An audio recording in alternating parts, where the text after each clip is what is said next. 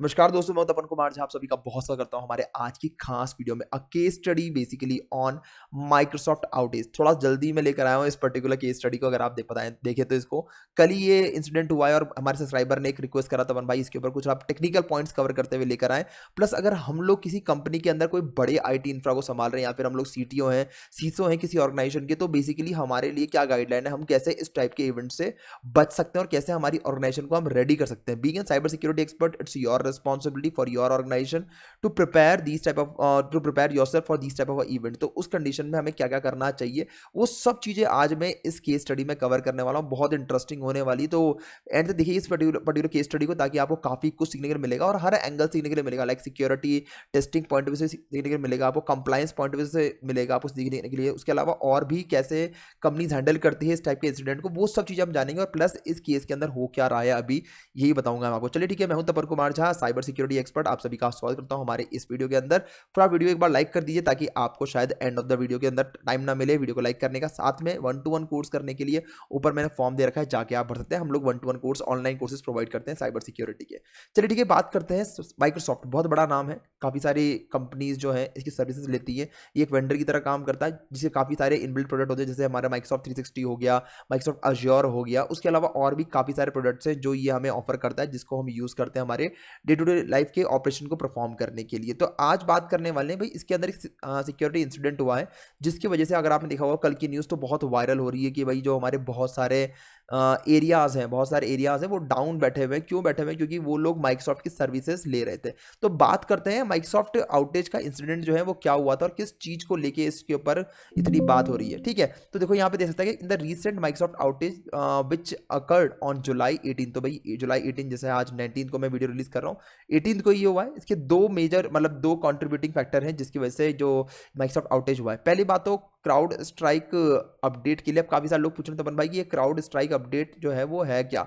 आगे स्लाइड्स के अंदर आगे चलेंगे तो बताऊंगा मैं आपको कि क्राउड स्ट्राइक अपडेट जो है वो क्या है, मतलब क्राउड स्ट्राइक है क्या, माइक्रोसॉफ्ट एज्योर क्या। जिनको ये नहीं पता कोई दिक्कत नहीं है, एंड ऑफ द वीडियो आपको सब समझ में आ जाएगा। तो बता दूं मैं आपको, faulty update from a cyber security from crowd strike which provides antivirus software from for Microsoft Windows triggered blue screen of death error. अब BSOD signified a critical system failure caused by issue with driver. अब देखो बता क्या रखा है इसके अंदर, crowd strike जो है बेसिकली ये क्या है, एक एंटीवायरस सॉफ्टवेयर है। ठीक है ना, ये एंटीवायरस सॉफ्टवेयर प्रोवाइड करती है माइक्रोसॉफ्ट को। ठीक है ना, और जिसके अपडेट के इशू की वजह से क्या हो गया था, एक ब्लू स्क्रीन ऑफ डेथ। आपने सुना होगा कि स्क्रीन पे बिल्कुल स्माइली फेस बना आता है और उस कंडीशन में आपका सिस्टम जो क्रैश हो जाता है एकदम से।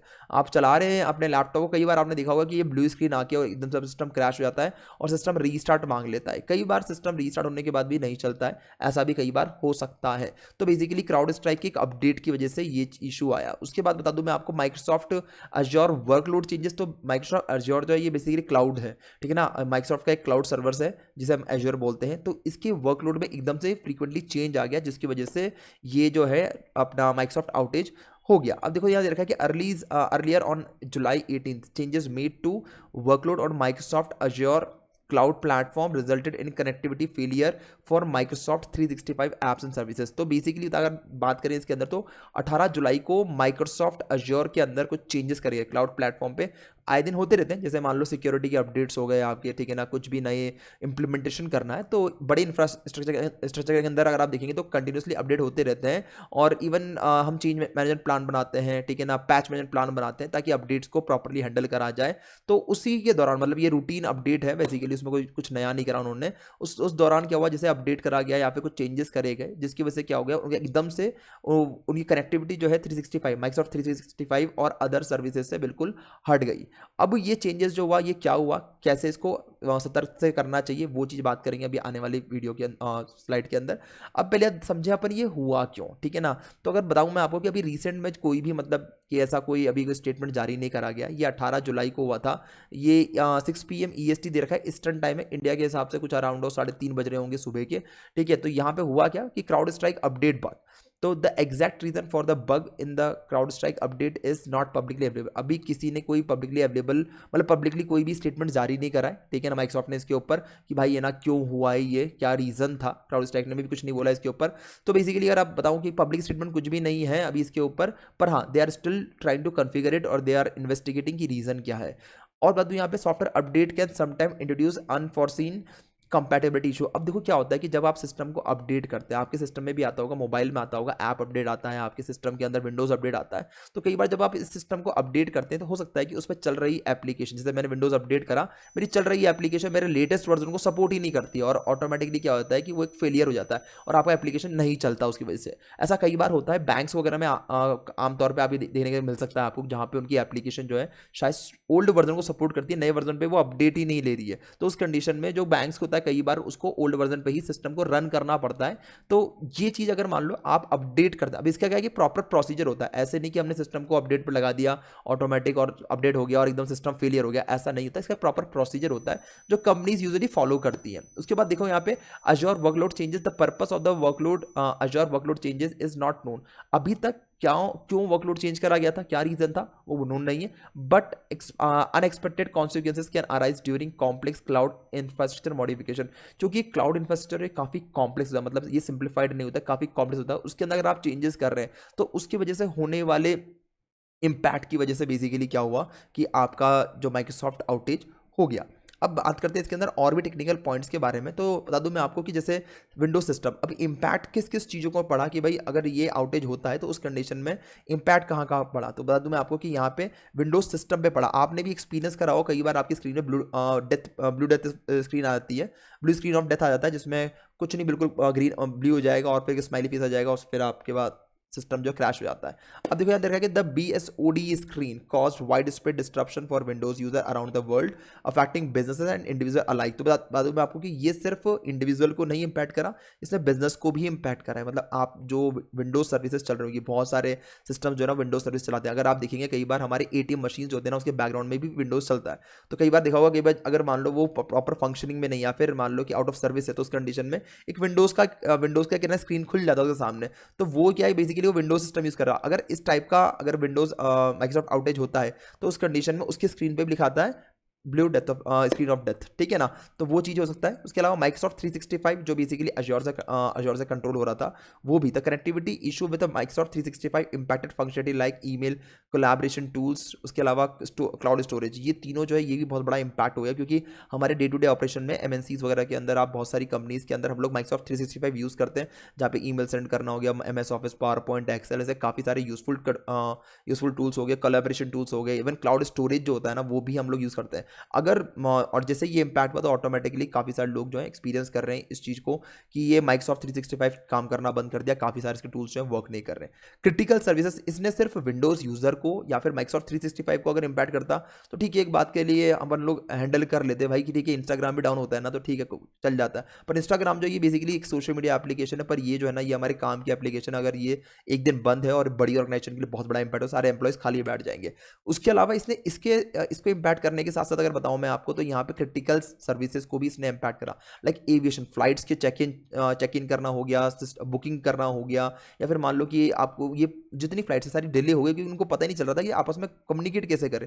तो एविएशन जो है ठप बैठ गया इसके अंदर। उसके अलावा बता दूं मैं आपको कि बैंकिंग सेक्टर के अंदर भी बैंक्स भी काफ़ी सारे जो इनके इंटरनल सिस्टम होते हैं वो विंडोज़ पे चलते हैं, तो वो भी काफ़ी बार इसके अंदर काफ़ी उन्होंने इशू फेस करे। इसके अलावा मीडिया जो है ना वो अपने ब्रॉडकास्ट ही नहीं कर पा रहा था, क्योंकि उनके भी काफ़ी सारे विंडोज सिस्टम है और जो काफ़ी डिपेंडेंट होते हैं माइक्रोसॉफ्ट की सर्विसेज के ऊपर। इवन इमरजेंसी जो होता है हमारा इमरजेंसी नंबर भी काम करना बंद कर देता। तो दिख रहा होगा आपको कितना बड़ा इंपैक्ट पड़ा। मतलब कि अगर आप देखिए तो ऑल ओवर वर्ल्ड के अंदर एक बहुत बड़ा इंपैक्ट पड़ा सिर्फ एक माइक्रोसॉफ्ट की सर्विसेज बंद होने से। अब बात करते हैं इसके अंदर करंट स्टेटस क्या है। जुलाई 2024 मतलब कि आज की तारीख तक इसका जो करंट स्टेटस क्या है, तो Microsoft has identified and fix the underlying causes with crowd strike. तो क्राउड स्ट्राइक के साथ में जो इशू था उसने उसको फिक्स कर दिया।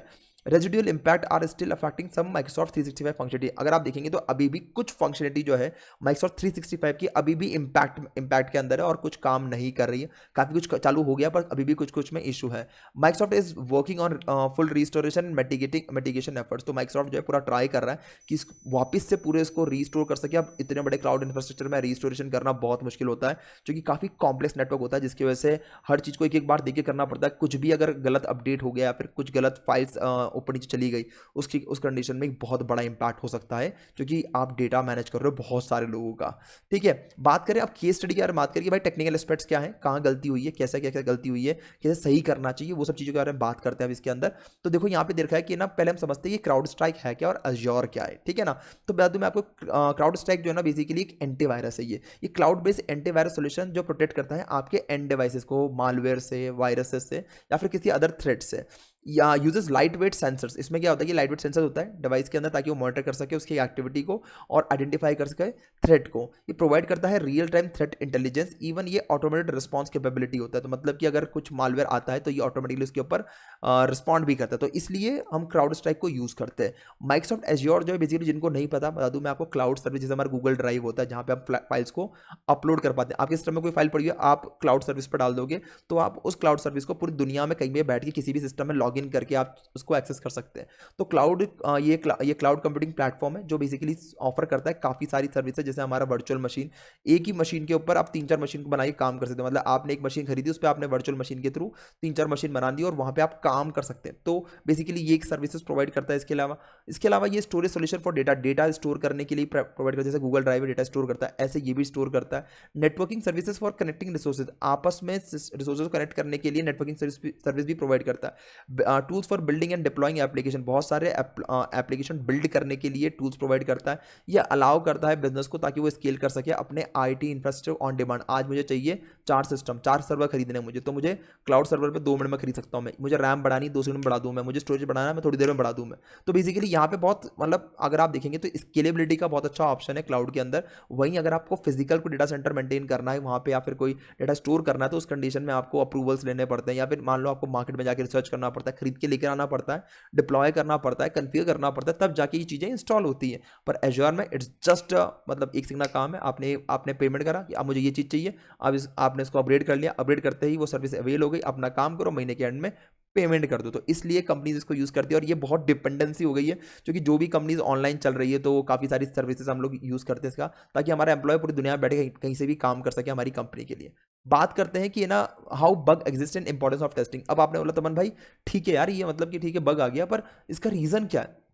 हम टेक्निकल बंदे हैं, हमें जानने की जरूरत है रीजन क्या है। इवन अगर आप सीटीओ या सीसो हैं या फिर आप आईटी मैनेजर है किसी ऑर्गेनाइजेशन के अंदर, तो ये स्लाइड आपके लिए काफी इंपॉर्टेंट होने वाली है। अब बात करते हैं discuss how software update can introduce bug and importance of a thorough testing. मतलब इंपॉर्टेंस क्या है थोरो टेस्टिंग की, और कैसे एक बग जो है इंट्रोड्यूस होता है अपडेट के दौरान। तो बात मैं पहली बात जो बता रहा है ये कि software updates often fix bug and improve security but can sometime introduce a new problem.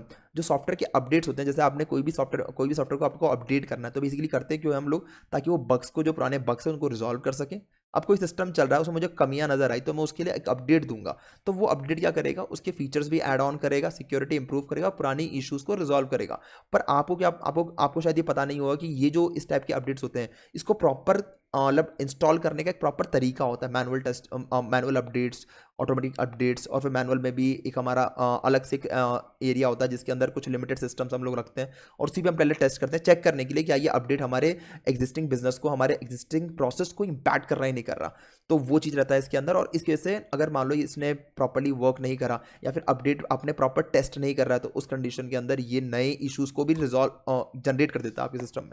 Bugs can occur due to, अब देखो बग्स जो होते हैं वो आते क्यों हैं। पहली बात तो जो आपने अपडेट लिखा उसके कोड में कोई एरर है, या फिर बेसिकली वो आपके सॉफ्टवेयर या आपके हार्डवेयर साथ में कंपेटेबल ही नहीं है जो आपने अपडेट दिया है, तो ये भी एक इशू हो सकता है। Thorough testing before releasing updates helps to minimise bug. अब देखो क्या होता है कि अपडेट रिलीज करने से पहले आपको पहले उसको प्रॉपर टेस्ट करना होता है। अगर आपने टेस्ट नहीं करा तो उस कंडीशन में क्या होता है कि आपने अपडेट तो रिलीज कर दिया, अपडेट जैसे ही यूजर ने डाउनलोड करा सिस्टम काम करना ही बंद कर दिया, तो ये भी एक इसका एडवर्स इफेक्ट होता है, जिसके लिए कंपनीज जो है काफी सतर्क रहती है। अपडेट रिलीज करने से पहले पहले वो चेक कर लेती है कि अपडेट प्रॉपर्ली काम करेगा नहीं करेगा, कंपेटेबल भी है नहीं हमारे हार्डवेयर के साथ में, उसी के बाद जाके वो अपडेट जो है रिलीज करती है। Internal testing by developer, developer इसको पहले इंटरनल टेस्टिंग करें या फिर बेटा टेस्टिंग कर सकते हैं। बेटा टेस्टिंग में क्या होता है कि ग्रुप ऑफ पीपल लेते हैं, जैसे 10-15 लोग ले लिए जो लोग यही प्लेटफॉर्म यूज कर रहे हैं, उनको बोला कि तुम इंस्टॉल करो, इंस्टॉल करके देखते हैं कि प्रॉपर काम कर रहा है नहीं कर रहा। 2-3 दिन देखा हमारा काम प्रॉपर चल रहा है, देन उसको फिर हम लोग रिलीज करते। तो अगर आपने प्रॉपर टेस्टिंग नहीं करी है, कायदे से शायद से हो सकता है कि क्राउड स्टैक के अंदर यही हुआ हो कि अपडेट जो है प्रॉपर उन्होंने टेस्ट नहीं करा होगा, सीधे रिलीज थ्रो कर दिया, जिसकी वजह से साइड मतलब जो पूरा पूरा सिस्टम है डाउन हो सकता है। ये एक पॉसिबिलिटी है जिस हिसाब से यहाँ पे जो हमें न्यूज़ मिल रही है। डिस्पाइट टेस्टिंग सम बग्स में remain undetectable until the update is widely deployed. मतलब कि ऐसा नहीं है कि ना ये दो करने थे, मतलब इंटरनल टेस्टिंग करी डेवलपर ने, आपने उसको एक ना बेटा टेस्टिंग कर ली, ग्रुप ऑफ यूजर को दे दिया अपडेट करने के लिए, उससे आप ये सोचे कि मेरा पूरा एलिमिनेट हो जाएगा, नहीं ऐसा नहीं होता है। उसके बाद भी काफ़ी सारे बग्स जो हैं वो रह जाते हैं, जो धीरे धीरे पता चलते हैं और फिर हम उसको धीरे धीरे एलिमिनेट करते हैं। पर कई बार कुछ बग ऐसे होते हैं जो सिस्टम को क्रैश कर देते हैं या फिर सिस्टम को चलने ही नहीं देते। उस टाइप का अपडेट जो है ये यहाँ पर दिया गया था। अब देखो पहले हम समझते हैं कि BSOD, बहुत बहुत सारे टर्म्स अपन ने यूज़ करा। ब्लू स्क्रीन ऑफ डेथ हम बोलते क्या है और इसका पोटेंशियल इंपैक्ट क्या था। अपन सर मेरे सिस्टम पे भी आता है ये ब्लू स्क्रीन ऑफ डेथ, पर क्या ये मेरे सिस्टम को इंपैक्ट करेगा, मेरे हार्डवेयर को खराब कर सकता है? जानते हैं इसके बारे में। A critical system error that causes a Windows system to crash and reboot unexpectedly. आप काम कर रहे, काम करते करते आपके सिस्टम पे बहुत जोर पड़ा, ऑटोमेटिक सिस्टम क्रैश हो गया। उस कंडीशन में होता है कि अगर आप देखेंगे तो ये कितना सीरियस अपन समझते हैं कि भाई अगर आपका सिस्टम क्रैश हो गया तो क्या हुआ कि आपका जो जो आप रनिंग में काम कर रहे हैं वो सेव नहीं हुआ, वो हट जाएगा पूरा पूरा। ठीक है ना। Indicate a serious problem that the operating system can not recover from. मतलब एक सीरियस प्रॉब्लम, कई बार आपका सिस्टम जो है वो बूट भी नहीं कर पाता BSOD की ओडी की वजह से। पोटेंशियल कॉन्सिक्वेंसेज ऑफ BSOD, पहली बात तो डेटा लॉस हो जाएगा डेफिनेटली जो आपने सेव नहीं करा। जैसे मान लो कि मैं काम कर रहा हूँ और काम करते करते रैम में मेरा डेटा स्टोर हो रहा है, जैसे ही सिस्टम रीस्टार्ट हो गया, सिस्टम पूरा मेरा जो डेटा पूरा वैनिश हो जाएगा। तो ये एक बहुत बड़ा इशू है। अगर आप कोई इंपॉर्टेंट काम कर रहे हैं, ट्राई करें आप क्लाउड सर्विस का यूज़ करें। अगर सिस्टम क्रैश भी होता है तो आपका डेटा एटलीस्ट सेव रहता है वहाँ पे।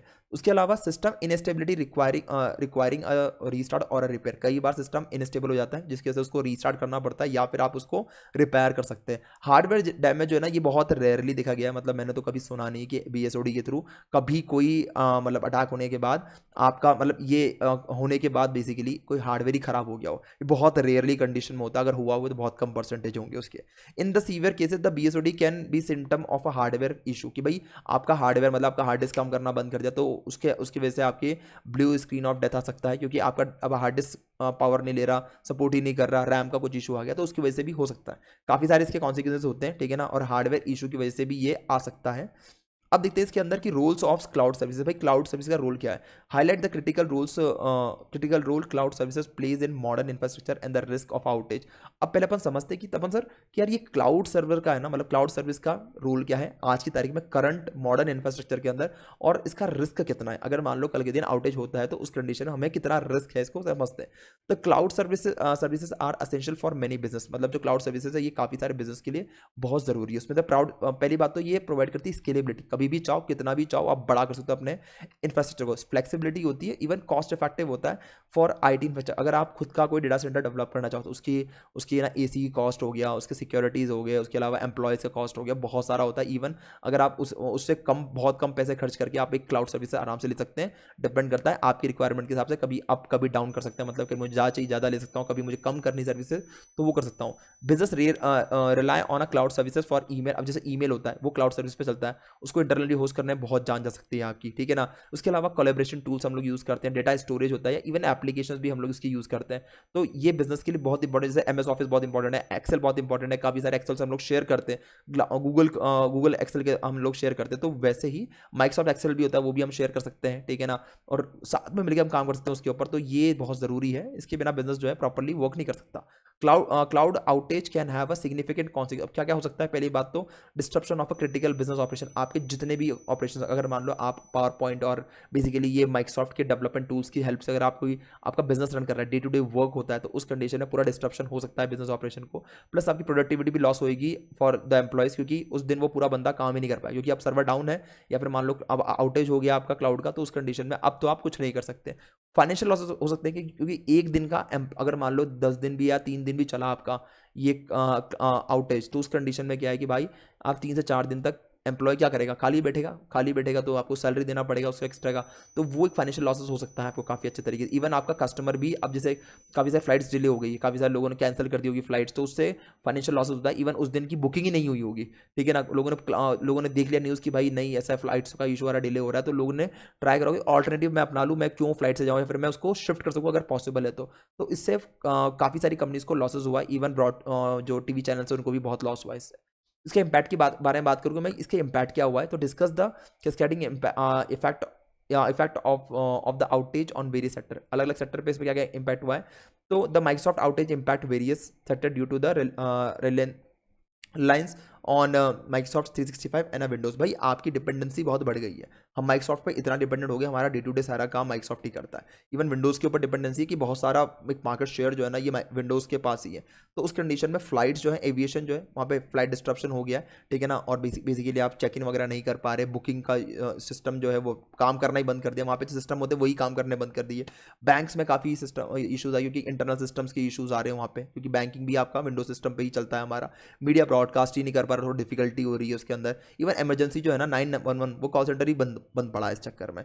देखो इसके बारे में बताऊं मैं आपको, the outage highlights how a seemingly isolated event can have a wide spread consequence. देखो यहाँ पे मतलब अगर अपन देखें तो ये क्वालिटी के हिसाब से ही है, अगर क्वालिटी प्रॉपर मेंटेन करी गई होती during the release of any updates और मेकिंग एनी मॉडिफिकेशन, तो उस कंडीशन में आप देखिए उस छोटे से एक है ना सिर्फ अपडेट की वजह से कितना बड़ा एक है ना कॉन्सिक्वेंसेस हो गया। तो ये एक बहुत बड़ा इम्पैक्ट है हमारे लिए कि भाई अगर मान लो एक कंपनी को, छोटी सी कंपनी नहीं, एक बहुत बड़ी कंपनी, अगर उसके ऊपर कुछ भी होता है तो उससे पूरा ग्लोबली कितना इम्पैक्ट जो है हमें मिलता है। काउंटर मेजर की बात करूँ, अगर आप सीसो हैं या फिर मान लो आप आईटी मैनेजर है या फिर आप सीटीओ हैं और अगर आप साइबर सिक्योरिटी एनालिस्ट भी हैं, तो अगर आप रिकमेंड करना चाहें कि भाई अगर इस टाइप के इवेंट्स होते तो उस कंडीशन में बचना कैसे या फिर प्री प्लानिंग क्या करनी पड़ती, तो बता दूं मैं आपको, पहले इसका डेटा बैकअप आपको प्रॉपरली करना पड़ता है। Regularly data backup protect against loss of case of outage and hardware failure. मतलब अगर आपका प्रॉपर डेटा बैकअप है तो आप जल्दी इसको रिस्टोर करके वापस अपने काम को लाइन पे ला सकते हैं। ये अलाउ करता है बिजनेस को,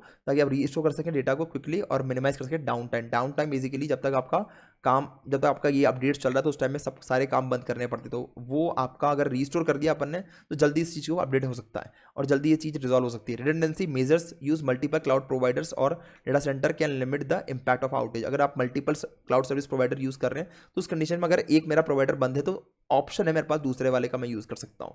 उसके अलावा business are continue operation with minimal disruption if one provider experience issue. अगर मान लो अभी डिपेंडेंसी जो है ना हमारी माइक्रोसॉफ्ट पे इतनी हो गई है कि भाई है ना, अगर माइक्रोसॉफ्ट बोल दे कि आज मैं छुट्टी पे हूँ तो हमारा कोई भी बिजनेस काम ना कर सके, तो इस कंडीशन में अगर आपके पास मल्टीपल क्लाउड सर्विस प्रोवाइडर होंगे तो एटलीस्ट आपके पास अगर एक मेरा प्रोवाइडर प्रॉपर काम नहीं कर पा रहा है या फिर बंद है तो एटलीस्ट मेरा जो काम तो चलेगा पर वो मिनिमम डिस्ट्रप्शन होगा उसके अंदर, बहुत पूरा ही बंद नहीं हो जाएगा। उसके अलावा आपको पहले प्रोएक्टिव प्लानिंग करनी पड़ती है इसकी, ठीक है ना, ताकि अगर ऐसी कोई कंडीशन आए तो उस कंडीशन में हम क्या कर सकें, ताकि एक बिजनेस कंटिन्यूटी प्लानिंग करनी पड़ती है आपको। अब इस इशू को रिजॉल्व कैसे करना है, अगर आप सीटीओ हैं, अगर आप आईटी मैनेजर हैं तो उनके लिए बहुत इंपॉर्टेंट है, अगर आप इंसिडेंट रिस्पॉन्स टीम के मेंबर हैं, ठीक है ना, जो बेसिकली इस टाइप के इंसिडेंट को हैंडल करते हैं, उस कंडीशन में आपको करना क्या है ये समझते हैं। तो डिपेंडेंसी असेसमेंट करना है, पहले बात तो हमें पॉइंट आउट करना है हमारे क्रिटिकल एप्लीकेशन क्या है, क्रिटिकल सर्विसेज हम कौन सी रन कर रहे हैं, ठीक है ना। आप देखो यहाँ पे देखा है पिन पॉइंट द एप्लीकेशन है ना services most crucial to daily operation. आपके डेली ऑपरेशन के लिए आप क्या क्या चीज़ें यूज़ कर रहे हैं। दिस माइट इंक्लूड ये माइक्रोसॉफ्ट 365 कर सकते हैं, क्योंकि आप daily PPT, power point, Excel इन सब पे नॉर्मल काम होता है। इंटरनल सिस्टम हो सकते हैं या फिर इंडस्ट्री स्पेसिफिक सॉफ्टवेयर हो सकते हैं। तो पहले आपको ये पिन पॉइंट करना है कि आपके क्रिटिकल ऑपरेशंस के लिए क्रिटिकल एप्लीकेशन कौन सी है, सर्विसेज कौन सी है। फिर आपको इवैल्यूएट करना है cloud reliance, analyze the degree to which your company rely on a cloud services like Azure, ठीक है ना। आपको फिर ये भी देखना है कि हमारी कंपनी कितना डिपेंडेंट है। कल के दिन अगर मान लो एज्योर अगर बंद होता है या फिर मान लो उसका सर्वर डाउन होता है किसी भी वजह से, तो क्या हमारा कंपनी उस कंडीशन में सर्वाइव कर पाएगा नहीं कर पाएगा, हमें ये भी इवैल्यूएट करना है। उसके बाद हमें मल्टी क्लाउड स्ट्रेटेजी यूज करना है, consider a multi cloud approach, don't put all your eggs in one basket. तो ये बहुत अच्छी कहावत है कि अपने सारे एग्स को आप एक बास्केट मत डालो, अगर बास्केट गई तो भाई सारे एग फूट जाएंगे। तो इसके लिए हमें क्या करना पड़ता है, मोर देन वन बास्केट रखो। आज की तारीख में कंपनी को अभी समझना चाहिए कि हमें एक ही माइक्रोसॉफ्ट एज्योर पे ही इतना भरोसा नहीं दिखाना चाहिए। AWS को भी चांस दो भाई, बहुत सारे और भी हमारे पास अमेजन के AWS उसको चांस दो। इवन बहुत सारे और भी हमारे सर्विस प्रोवाइडर आप उनको भी चांस दे सकते हैं। ताकि एटलीस्ट आपका बिजनेस ऑपरेशन रन करें। इस इवेंट के बाद definitely I am damn sure कि काफ़ी सारे जो माइक्रोसॉफ्ट के यूजर्स होंगे वो अपने सर्विस थोड़ा सा कम कर देंगे और ट्राई करेंगे कि नए जो सर्विस प्रोवाइडर है उनको भी ऑनबोर्ड करें, नए मतलब कि जो ट्रस्टवर्दी है मार्केट के अंदर। Explore using services from different cloud service provider to avoid complete dependency on a single platform. अब जो है काफ़ी सारी कंपनीज इस चीज़ पे ध्यान देगी, इस चीज़ के ऊपर कि भाई हमें सिर्फ एक ही सर्विस प्रोवाइडर को यूज़ नहीं करना, बट हमारे पास मल्टीपल सर्विस प्रोवाइडर होने चाहिए ताकि हमारे जो क्रिटिकल बिजनेस ऑपरेशन है वो रन कर सके इस टाइप के आउटेज पे। उसके बाद देखो यहाँ पे डेटा बैकअप एंड रिडंडेंसी, हमें ये चेक करना है कि implement a robust data backup plan. हमारे पास डेटा बैकअप प्लान होना चाहिए, रेगुलरली बैकअप क्रिटिकल डेटा, जो भी क्रिटिकल डेटा है, ठीक है ना, उसको हमें रेगुलरली बैकअप करना है एक सिक्योर ऑफ साइट लोकेशन के ऊपर on a secondary cloud service है। या फिर आप ऑफ साइट रखो, मतलब डेटा सेंटर खुद का बना के रखो, या फिर मैं ये नहीं बोला कि पूरा डेटा रखो उसके ऊपर, पर हाँ कुछ पार्ट ऑफ डेटा जरूर हमें ऑफ साइट लोकेशन रखना है, या फिर मैं उसको सेकेंडरी क्लाउड सर्विस पर डाल सकता हूँ, ताकि अगर ये बंद हुआ तो एटलीस्ट मेरे पास सेकेंडरी, प्राइमरी सेकेंडरी होना चाहिए ना भाई। प्राइमरी अगर बंद होता है सेकेंडरी मेरा एटलीस्ट चालू हो जाएगा। Redundancy measure, consider redundancy strategy to minimize down time कैसे मिनिमाइज करें उसके लिए काम करना है हमें। This could involve replicating critical application and data across multiple different location और क्लाउड सर्विस प्रोवाइडर। अगर अभी कोई एप्लीकेशन है, अगर आपको लगता है कि इसके बिना मेरा काम नहीं चल पाएगा, इसको आप मल्टीपल लोकेशंस पे शिफ्ट कर दो या फिर मल्टीपल सर्विस प्रोवाइडर पे डाल दो, ताकि अगर एक तरफ से बंद हो जाएगा तो दूसरा चालू हो जाएगा। इसे ही बोलते हैं लोड बैलेंसिंग करना। जो होता है आपका लोड बैलेंसिंग, वो यही होता है कि अगर मान लो आपका एक सर्वर जो है ज़्यादा ट्रैफिक कंज्यूम कर रहा है या फिर ज़्यादा ट्रैफिक आ रहा है उस पर, तो वो सर्वर डाउन होने की जगह वो क्या करेगा, अपने ट्रैफिक को शिफ्ट कर देगा अदर सर्वर पे जो उसकी रेप्लिका होगा, जिसकी वजह से क्या होगा कि आपका जो लोड है वो बैलेंस हो पाएगा। तो उस कंडीशन में रिडंडेंसी मेजर जो है ना बहुत काम आते हैं। उसके बाद कम्युनिकेशन एंड कंटीजेंसी प्लानिंग। अब देखो, develop a communication plan, establish a clear communication strategy to inform employees customer partner during outage. तो बेसिकली आपको इसके लिए प्लान डेवलप करना पड़ता है कि how you are going to communicate this issue with your customer, with your partner, with your employees. तो ये आपका एक पूरा प्लान रेडी होना चाहिए, कम्युनिकेशन प्लान कैसे आपको इसको करना है। उसके अलावा create contingency plan, develop alternative plans and procedure for critical business function in case of outage. अगर आउटेज होता है तो उसके लिए हमारे पास प्लान बी और प्लान सी क्या है, ये इसकी प्लानिंग जो है ना वो प्री प्लानिंग होनी चाहिए।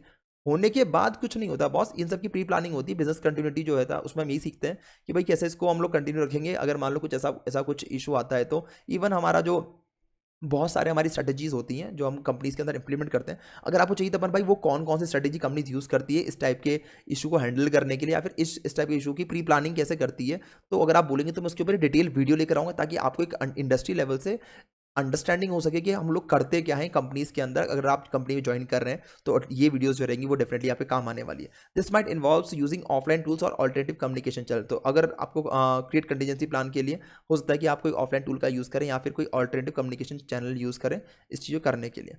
अब देखो उसके अलावा देखो क्या देखा गया यहाँ पे 5वें नंबर पर दे रखा है कि मॉनिटर एंड अलर्ट। तो भाई ये एक बहुत इंपॉर्टेंट काम है, क्योंकि मॉनिटर एक्सटर्नल सर्विसेज, जो आपकी एक्सटर्नल सर्विस है उसके ऊपर आपका पहली बात तो कंट्रोल ही नहीं है बहुत, ठीक है ना, तो उसको भी मॉनिटर करना है। ऐसा नहीं कि वो अपनी मनमानी कर रहा है, जो आपको चाहे वही सर्विसेज दे दे आपको। तो utilising third party monitoring tool और subscribe to service health update from cloud provider to stay informed about potential outage. ठीक है ना, आप मतलब आपको थर्ड पार्टी मॉनिटरिंग टूल का यूज़ करना है या फिर आप सब्सक्राइब करना है उसके सर्विस हेल्थ अपडेट्स को, ताकि अगर वहाँ पे कोई अपडेट होने वाला है तो आपको पता चल जाए उसके बारे में। इवन आपको इंटरनल मॉनिटरिंग करना है, implement internal monitoring system to detect disruption with in your own system और एप्लीकेशन। आपके खुद के नेटवर्क के अंदर या फिर एप्लीकेशन में अगर मान लो कभी इशू आता है तो एटलीस्ट आपके इंटरनल मॉनिटरिंग टूल आपको इन्फॉर्म कर देगा। आपको वेट नहीं करना पड़ेगा कि कोई न्यूज़ सर्कुलेट होगी फिर मैं चेक करूंगा एंड देन उसके बाद चला कि मेरा सिस्टम तो काम करना ही बंद कर दिया। एम्प्लॉय की ट्रेनिंग होनी चाहिए, train employees on contingency plan, ensure the employees understand their rules and responsibility during outage. आपको पहले इसकी प्री प्लानिंग करनी पड़ेगी भाई, हर यूजर की ये रूल्स एंड रिस्पॉन्सिबिलिटी, हर एम्प्लॉय की ये रूल्स एंड रिस्पॉन्सिबिलिटी अगर मान लो आउटेज होता है तो। This include knowing how to access offline tools and utilizing alternative communication channel. तो इसके लिए उनको पहले ट्रेनिंग देनी पड़ेगी भाई कैसे आपको ऑफलाइन टूल का यूज़ करना है, साथ में ऑल्टरनेटिव कम्युनिकेशन चैनल को कैसे आपको यूज़ करना है। Review and update plans regularly, तो आपको रिव्यू भी करना है और अपडेट भी करना है अपने प्लान को बेस्ड ऑन द सिनेरियो, क्योंकि सिनेरियो जो है वो टाइम 3 महीने 6 महीने में चेंज होते रहते हैं। तो उसके लिए आपको अपडेटेड रहना है और आपको पीरियडिकली इसको चेक करके उसको अपडेट भी करना है। Periodically assess your preparedness and update plan based on the lesson learn from the past incident और इंडस्ट्री बेस्ट प्रैक्टिसेस। तो इस टाइप की बेस्ट प्रैक्टिसेस जो है, मतलब इंडस्ट्री की बेस्ट प्रैक्टिसेस जो रेगुलेटरी गाइडलाइंस रिलीज कर रही है, या फिर जो अपडेट्स आ रहे हैं, या फिर कोई पास्ट में कोई इंसिडेंट हुआ है उससे हमने क्या सीखा। आज की वीडियो के अंदर सबसे बड़ा गिव अवे ये है कि अगर आज आप इस पूरे इंसिडेंट से सीखते नहीं है, अपने IT को प्रॉपरली मैनेज नहीं करते, अपडेट करने से पहले पैच मैनेजमेंट को इम्प्लीमेंट नहीं करते हैं, ठीक है ना, या फिर चेंज मैनेजमेंट प्रोसेस को आप फॉलो नहीं करते हैं, या फिर आप इंसिडेंट रिस्पॉन्स को आप प्रॉपर फॉलो नहीं करते, तो शायद आपके साथ में भी नेक्स्ट ये हो सकता है और आपके काम के अंदर भी काफ़ी कुछ इश्यूज आ सकते हैं। तो ये मेरा ये था जिसके अंदर आज मैंने बात करी इस पर्टिकुलर पूरे इशू के, वो मैंने कवर करा, क्या उसके टेक्निकल एक्सपर्ट्स थे। अगर आप बोलेंगे तो डेफिनेटली आगे भी मैं ऐसे कुछ बड़े बड़े इशूज़ के ऊपर डेफिनेटली वीडियो लेकर आऊँगा, ताकि आपको पता चल सके कि जो ये सारे इशूज़ होते हैं इंडस्ट्री के अंदर, इसका इम्पैक्ट कितना होता है, इंडस्ट्री में कैसे हैंडल करा जाता है, और हम as a cyber security expert हम लोग कैसे इसको इंडस्ट्री के अंदर हैंडल करते हैं और कैसे इसको डील करा जाता है इस टाइप की सिचुएशंस को। ठीक है, आई होप आपको हमारी वीडियो अच्छी लगी है तो प्लीज़ लाइक करना मत भूलें। फॉर्म दे रखा है ऊपर चैट बॉक्स का, अगर आप चाहते हैं हमारे साथ में कोर्स करना, साइबर सिक्योरिटी के ऑनलाइन कोर्सेज हैं हमारे पास बहुत बढ़िया, सारे इंडस्ट्री बेस्ड कोर्सेज हैं, तो अगर आप चाहते हैं उसको कोर्स करना हमारे साथ में, तो मैंने फॉर्म दे रखा है, जाके आप उसको भर सकते हैं। आई होप ये वीडियो अच्छी लगी, प्लीज़ कमेंट करके बताना कैसे लगी हमारी आज की वीडियो। आज के लिए इतना ही, thank you, have a nice day, take care, bye, good night, शबा खैर, मिलते हैं फिर नेक्स्ट वीडियो के अंदर। जय हिंद, जय भारत।